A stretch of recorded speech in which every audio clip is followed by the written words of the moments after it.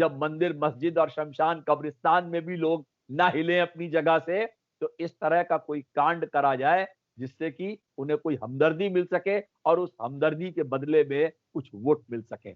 ये एक सोची समझी साजिश है और मैं समझता हूं कि ये बहुत ही घिनौना षड्यंत्र है।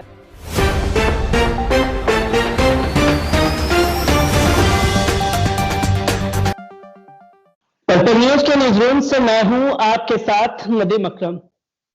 छत्तीसगढ़ में नक्सली हमले में हमारे 22 जवान शहीद हो गए हैं और कई जवान घायल हैं, पर देश की हुकूमत अभी भी चुनाव प्रचार की रैलियों में लगी है।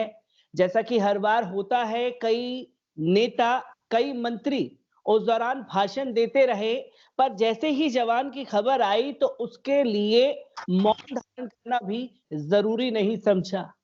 क्या है नक्सली हमले के पीछे की पूरी कहानी, इसे किस तरीके से जनता देख रही है और किस तरीके से इसका बेनिफिट भारतीय जनता पार्टी उठा सकती है, इसी पर हमसे बात करने के लिए राजनीतिक विशेषज्ञ रवि श्रीवास्तव जी मौजूद हैं। मैं सर सबसे पहले जानना चाहूंगा, जो छत्तीसगढ़ में हमला हुआ नक्सली, हमारी मीडिया को 10 मिनट का समय लगा कि ये नक्सली हमला है, 22 जवान शहीद हो चुके थे। जो गोदी मीडिया की ये शर्मनाक हरकत है, इसे किस तरीके से देखते हैं आप?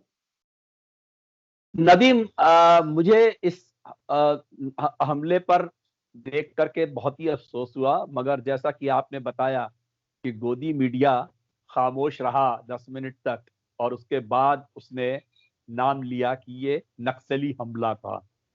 देखिए कितने अफसोस की बात है कि अगर यही हमला कोई आतंकवादी हमला होता तो अब तक उसके तार कहां कहां से जुड़ चुके होते और उसके लिए किन किन संगठनों ने सीमा पार के अब तक उसकी जिम्मेदारी भी ले ली होती और टीवी चैनलों पे बहसों का एक बड़ा दौर शुरू हो चुका होता। पर आपने देखा होगा कि ये न्यूज अभी भी मीडिया में प्रायोरिटी पर नहीं है और कोशिश ये की जा रही है कि इसको किसी तरीके से लोअर प्रायोरिटी पे रखा जाए और इसके बारे में ज्यादा बात ना हो, क्योंकि ये इस चुनाव के माहौल में बीजेपी के लिए एक बड़ा झटका साबित हो सकती है।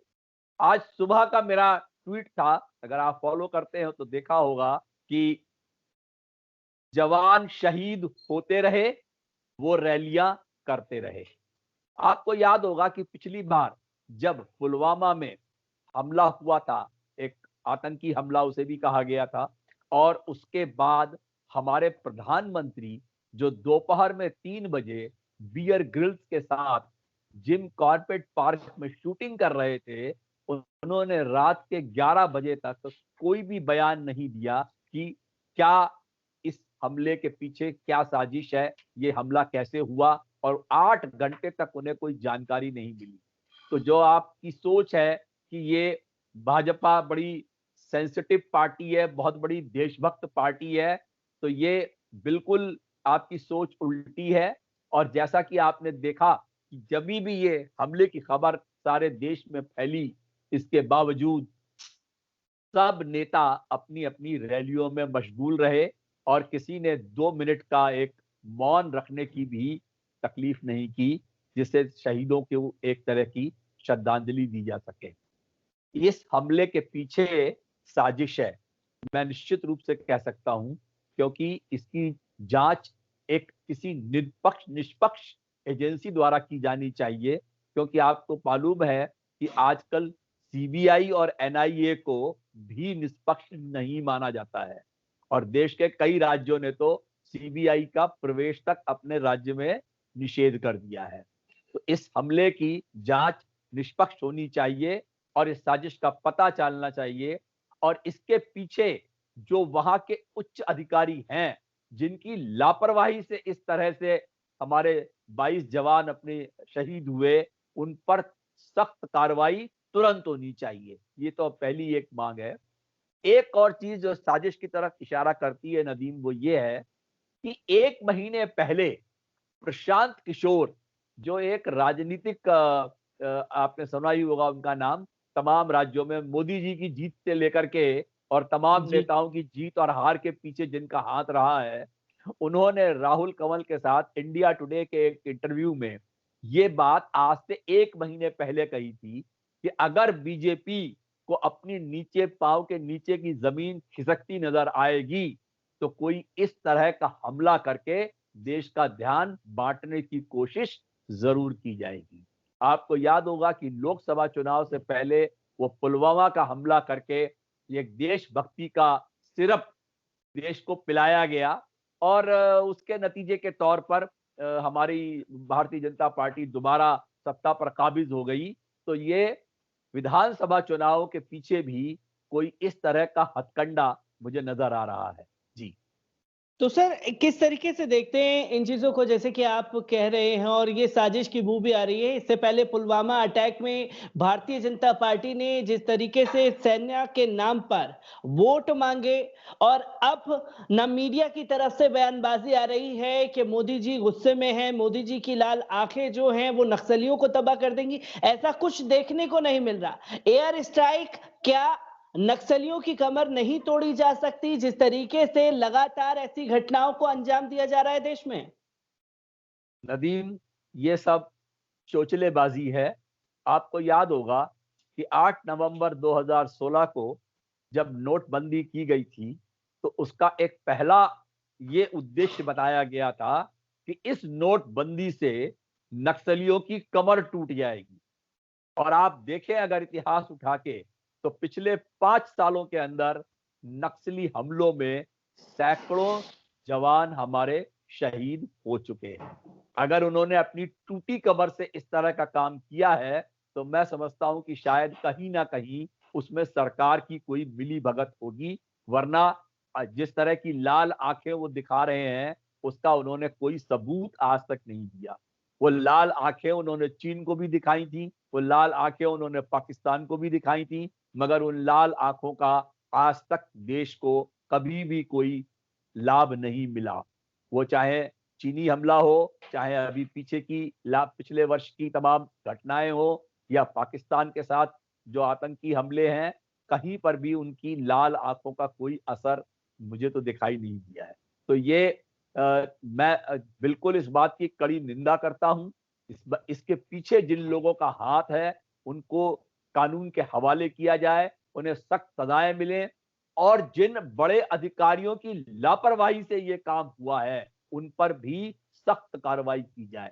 आपको पता होगा कि जो पुलवामा हमला था उसके अंदर भी जो डीएसपी देविंदर सिंह पर चार्जशीट दाखिल की गई और उसे अरेस्ट किया गया, उसे भी बेल मिल गई।